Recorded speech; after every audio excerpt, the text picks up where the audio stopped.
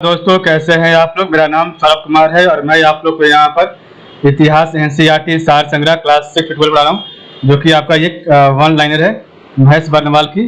और इस किताब से हम लोग पढ़ने जा रहे हैं। आज का टॉपिक वो है आपका चैप्टर नंबर 24 पढ़ेंगे। और चैप्टर नंबर 24 में पढ़ेंगे विजयनगर और बहमनी साम्राज्य के बारे में। ठीक है, तो चैप्टर नंबर 24 आपका जो है विजयनगर और बहमनी साम्राज्य के बारे में, जो कि लगभग 1350 से ईस्वी से लेके 1565 ईस्वी तक था। तो विजयनगर और बहमनी साम्राज्य जो है लगभग 1350 ईस्वी से लेके 1565 ईस्वी तक था। ठीक है,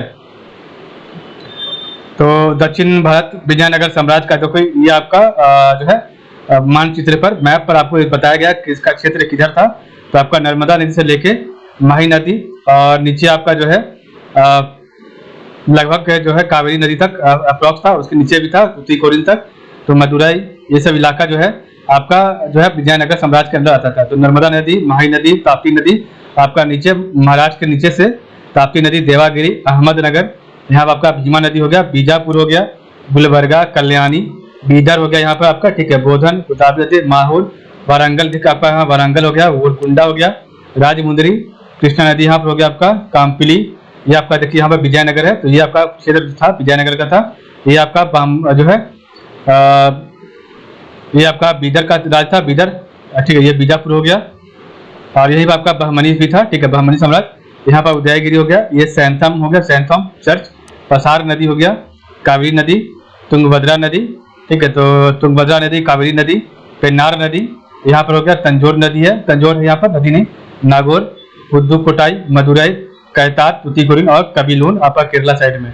ठीक है, तो ये आपका एरिया था विजयनगर का। ठीक है, तो सबसे ऊपर नर्मदा, माही नदी, ताप्ती माही नदी, देवागिरी, अहमदनगर, माहौल, गोदावरी नदी, बोधन, बीदर, गुलबर्गा, कल्याणी, वारंगल वगैरह। ठीक है, अब हम आगे पढ़ेंगे। तो विजयनगर राज्य की स्थापना हरियर और बुक्का नाम के दो भाइयों ने की थी, जो वारंगल तेलंगाना के काकतीय राजा के सामंत थे और बाद में कांपली आधुनिक कर्नाटक में नामक राज्य में मंत्री बन गए।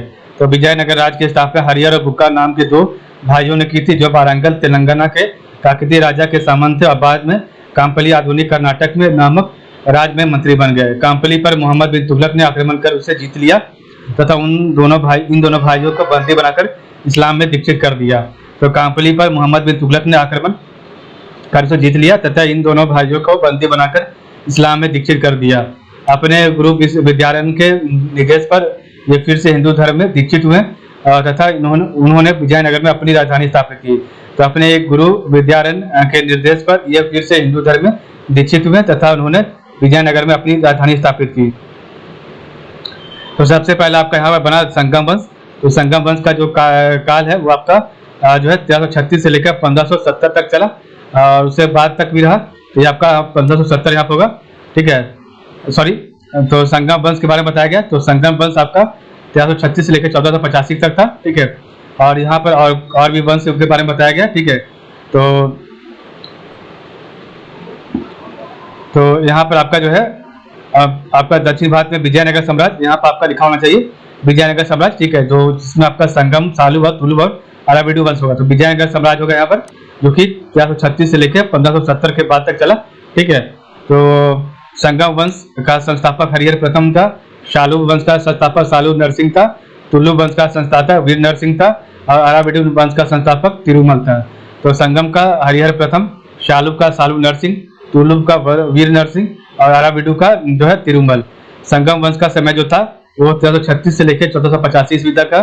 सालू वंश का जो आपका समय काल था शासन का 1485 से लेकर 1505 तक। उसका तुलु वंश का 1505 से लेकर 1570 तक और उसके बाद अराविडु वंश का 1570 के बाद तक, जब तक ये चला। ठीक है, संगम वंश का अंतिम शासक विरूपाक्ष द्वितीय, सालू वंश का अंतिम शासक इमाडी नरसिंह, तुलु वंश का अंतिम शासक सदाशिव राय और अराविडु वंश का अंतिम शासक रंग तृतीय था।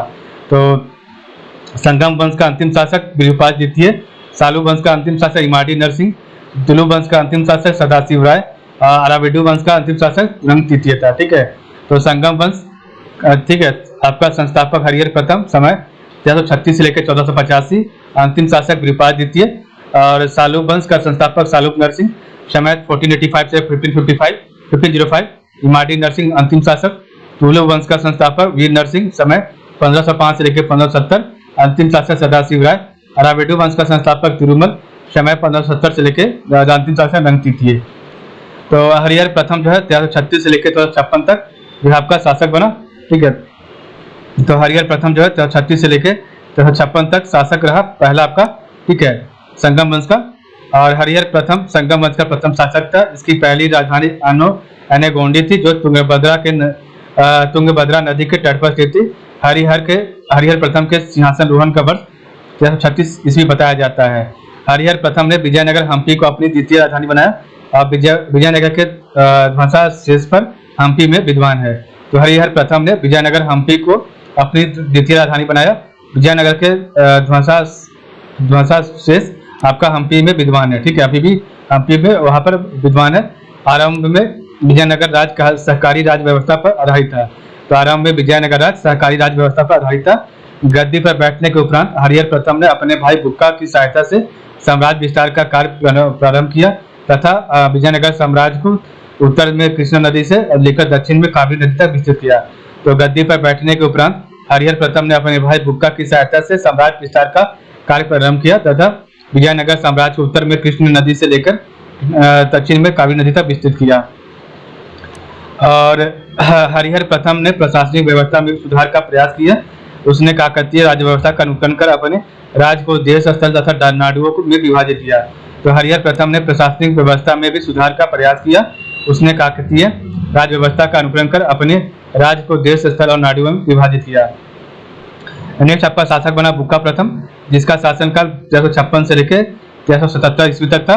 तो बुक्का प्रथम 1356 से लेकर 1377 तक अपने भाई हरिहर प्रथम की मृत्यु होने के पश्चात 1356 ईस्वी में बुक्का सिंहासन पर बैठा और उसने 1377 ईस्वी तक शासन किया। तो अपने भाई हरिहर प्रथम की मृत्यु होने के पश्चात 1356 ईस्वी में बुक्का सिंहासन पर बैठा और उसने जो है 1377 ईस्वी तक शासन किया, ठीक है।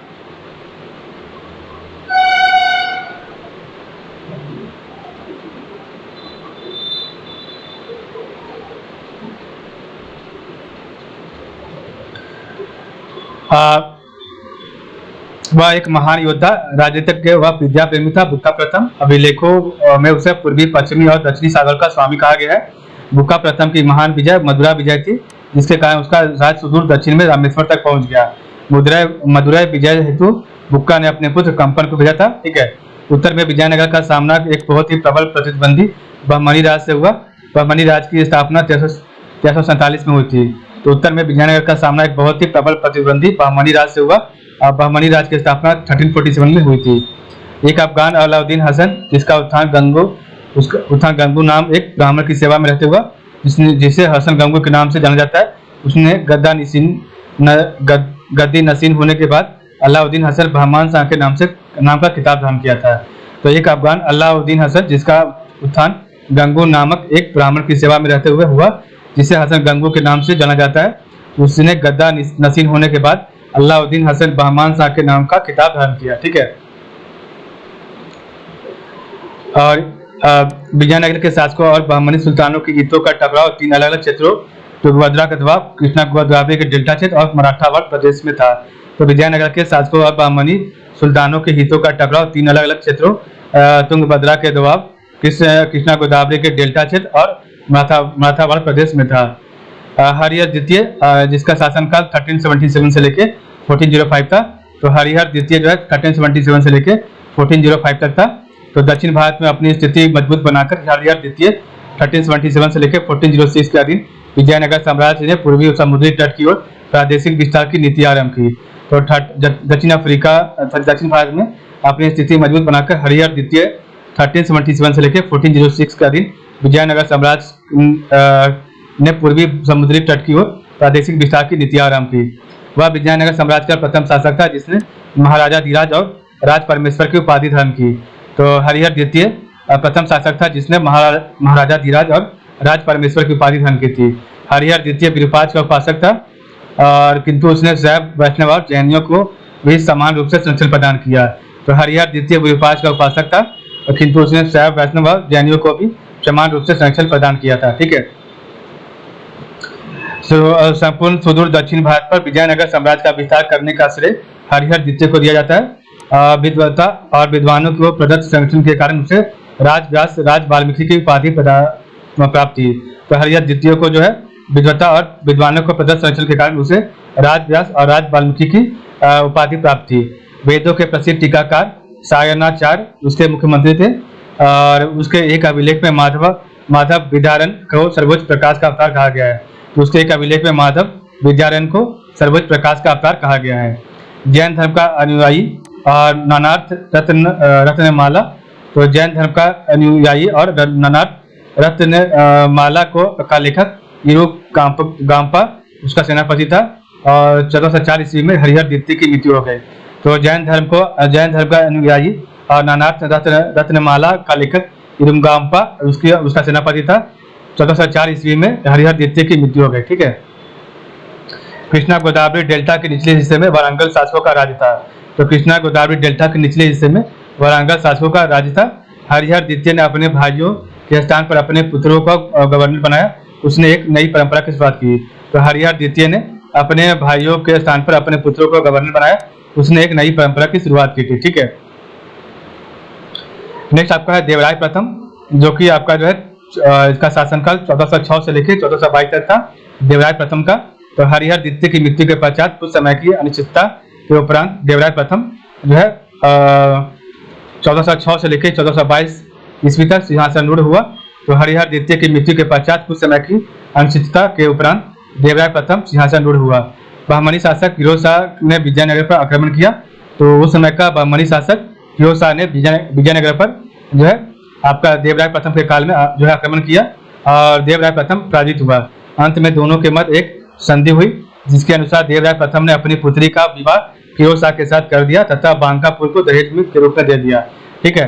तो देवराय प्रथम ने अपनी पुत्री का विवाह फिरोज शाह के साथ कर दिया तथा बांकापुर को दहेज के रूप में दे दिया। उसने तुंगभद्रा नदी पर एक हरिद्रा बांध बनवाया।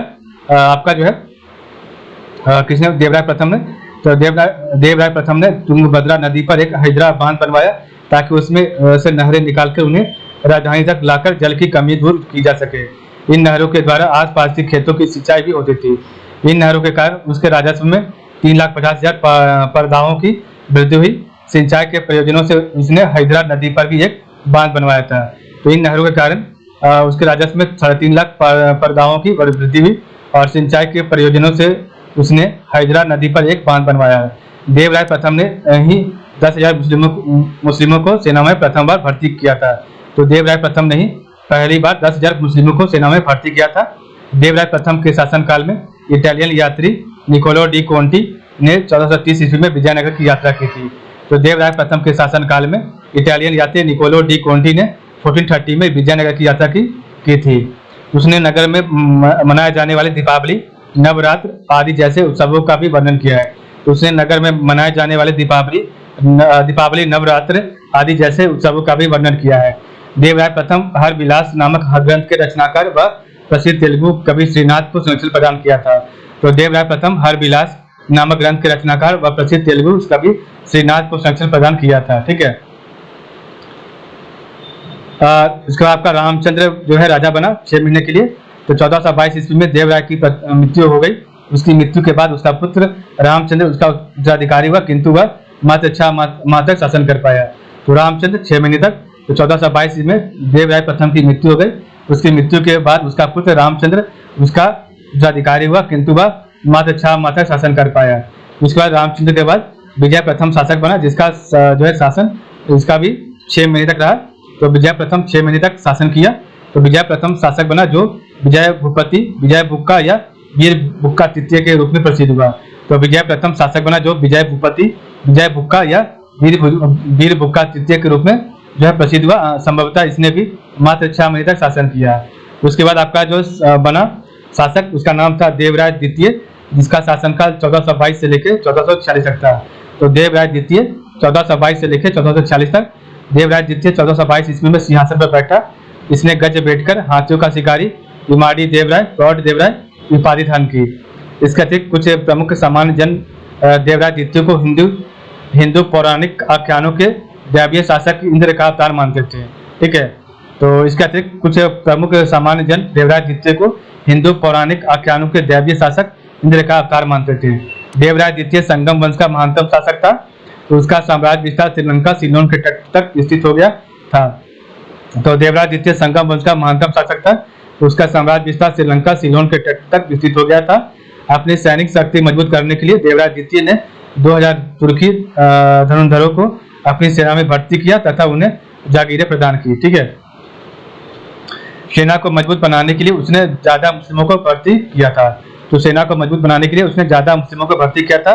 कॉन्टी कहता है कि इस नगर की परिधि 60 मील है, इसकी दीवारें पहाड़ों तक चली गई है और इन पहाड़ों की तराई में पहुंचकर उन्होंने घाटियों के चारों ओर घेरा बना दिया है। तो कॉन्टी कहता है कि इस नगर की परिधि 60 मील है और इसकी दीवारें पहाड़ों तक चली गई है और इन पहाड़ों की तराई में पहुंचकर उन्होंने घाटियों के चारों ओर घेरा बना दिया है। ठीक है,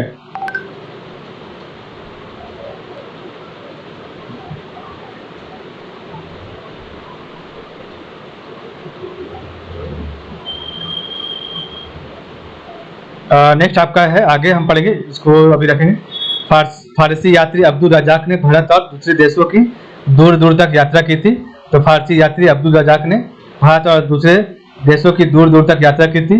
अब्दुल रजाक ईरान के शासक मिर्जा शाहरुख के दूत के रूप में भारत आया था और देवराज द्वितीय के शासनकाल में वह विजयनगर पहुंचा था।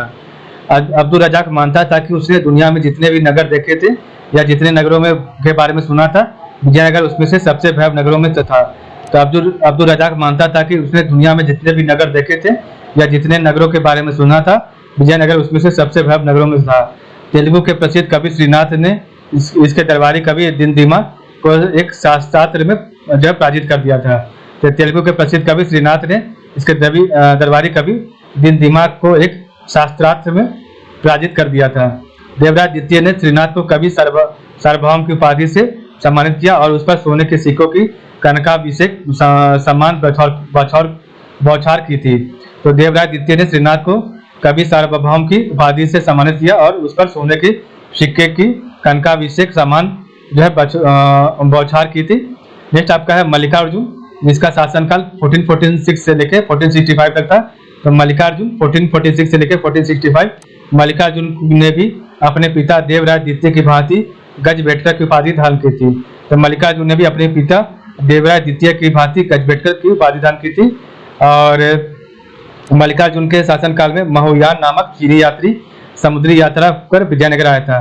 तो मल्लिकार्जुन के शासनकाल में महोयान नामक चीनी यात्री समुद्री यात्रा कर विजयनगर आया था। नेक्स्ट आपका है विरूपाक्ष द्वितीय, जो कि जिसका शासनकाल 1465 से लेकर 1485 तक था। तो विरूपाक्ष द्वितीय संगम वंश का अंतिम शासक था। तो विरूपाक्ष द्वितीय संगम वंश का अंतिम शासक था। बहमनी वजीर महमूद खां और उड़ीसा के गजपति नरेश कपिलेश्वर ने विजयनगर पर आक्रमण किए, जिसमें बहमनी साम्राज्य ने गोवा, दाबुल और चोल तथा गजपतियों ने उदयगिरी व विजयनगर साम्राज्य के आंध्र प्रदेश क्षेत्र पर अधिकार कर लिया।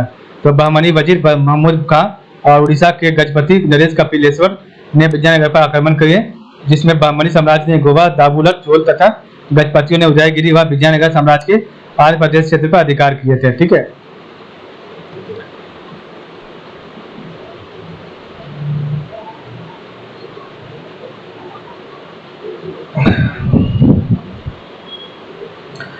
बहमनी साम्राज्य द्वारा विजयनगर की यह प्रथम प्रजा थी।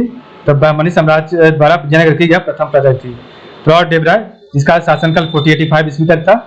विरूपाक्ष की हत्या के बाद कुछ समय तक प्रौढ़ देवराय गद्दी पर बैठा। यह घटना प्रथम बालापहाड़ कहलाती है। तो विरूपाक्ष की हत्या के बाद कुछ समय तक प्रौढ़ देवराय गद्दी पर बैठा और यह घटना प्रथम बालापहाड़ कहलाती है। इस प्रकार हमारा चैप्टर आज यहाँ पर समाप्त होता है। तो आज के लिए बस इतना ही। आप लोग का बहुत बहुत धन्यवाद।